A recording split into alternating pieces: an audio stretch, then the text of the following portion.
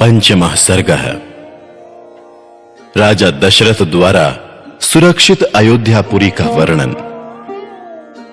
ये सारी पृथ्वी पूर्व काल में प्रजापति मनु से लेकर अब तक जिस वंश के विजयशाली नरेशों के अधिकार में रही है, जिन्होंने समुद्र को खुदवाया था और जिन्हें यात्रा काल में 60,000 पुत्र घेर कर चलते थे, वो महाप्रतापी राजा सगर जिनके कुल में उत्पन्न हुए, इन्हीं इक्ष्वाकुवंशी महात्मा राजाओं की कुल परंपरा में रामायण नाम से प्रसिद्ध इस महान ऐतिहासिक काव्य की अवतारणा हुई। हम दोनों आदि से अंत तक इस सारे काव्य का पूर्ण रूप से गान करेंगे। इसके द्वारा धर्म, अर्थ, काम और मोक्ष चारों पुरुषार्थों की सिद्धि होती है। अतः आप लोग दोष दृष्टि का परित्याग करके इसका श्रवण करें। कौशल नाम से प्रसिद्ध एक बहुत बड़ा जनपद है जो सरयू नदी के किनारे बसा हुआ है। वो प्रचुर धन धान्य से संपन्न, सुखी और समृद्धिशाली है। उसी जनपद में अयोध्या नाम की एक नगरी है जो समस्त लोकों में विख्यात है। उस पुरी को स्वयं महाराज मनु ने बनवाया और बसाया था। वह शोभाशालिनी महापुरी 12 योजन लंबी और 3 योजन चौड़ी थी।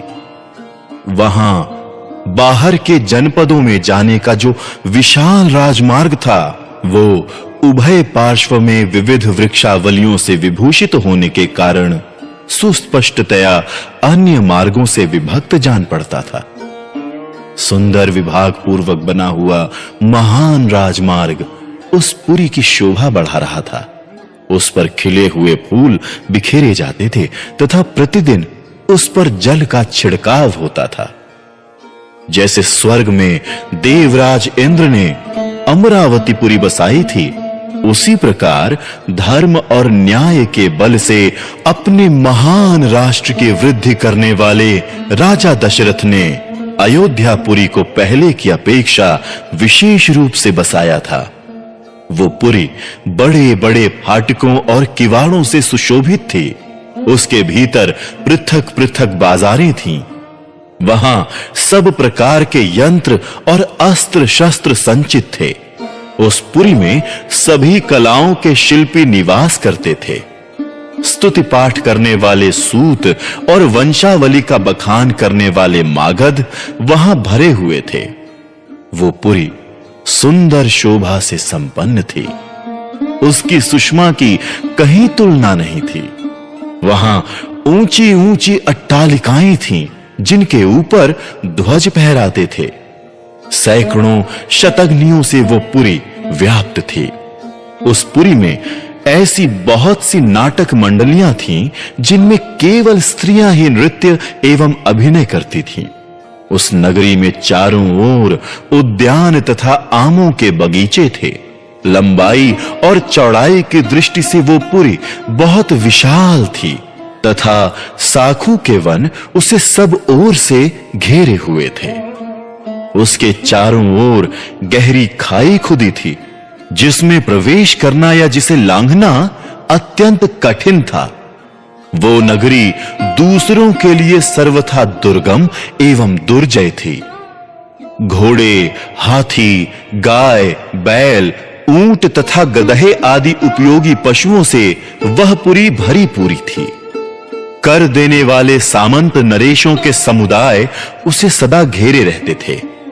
विभिन्न देशों के निवासी वैश्य उस पुरी की शोभा बढ़ाते थे। वहां के महलों का निर्माण नाना प्रकार के रत्नों से हुआ था। वे गगनचुंबी प्रासाद पर्वतों के समान जान पड़ते थे। उनसे उस पुरी की बड़ी शोभा हो रही थी। बहुसंख्यक कूटागारों से परिपूर्ण वो नगरी इंद्र की अमरावती के समान जान पड़ती थी। उसकी शोभा विचित्र थी। उसके महलों पर सोने का पानी चढ़ाया गया था। श्रेष्ठ एवं सुंदरी नारियों के समूह उस पुरी की शोभा बढ़ाते थे। वो सब प्रकार के रत्नों से भरी पूरी तथा सतमहले प्रासादों से सुशोभित थी। पुरवासियों के घरों से उसकी आबादी इतनी घनी हो गई थी कि कहीं थोड़ा सा भी अवकाश नहीं दिखाई देता था।